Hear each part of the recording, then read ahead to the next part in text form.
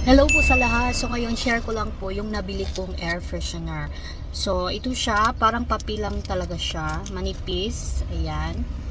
So yung bango niya is Black Eyes. So ito yung pinaka the best seller nila. So maraming bumibili dito, Black Eyes. Ayan. So madali lang naman to, open lang natin tapos ikakabit natin dito sa loob ng sasakyan. So ayan. Oops, ayan. So, ganyan siya. So, dito malapit sa may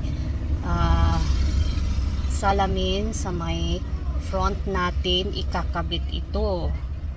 So, ayan, mabango talaga siya. Ito yung Black Eye. So, madaming iba't ibang klaseng bango nito. Since ito yung madaming bumibili, so, ito na rin yung aking sinubukan na bilhin.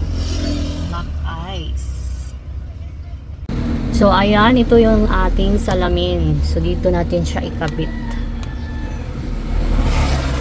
Oh, see, ang bango na nito. Sobrang bango na ng ating sasakyan sa loob.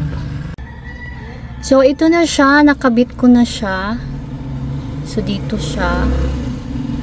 Ayan. So, garterize lang naman itong iyang na tali dito. Garterize. Ayan. Ayan. Mabango na po yung ating sasakyan dito sa loob.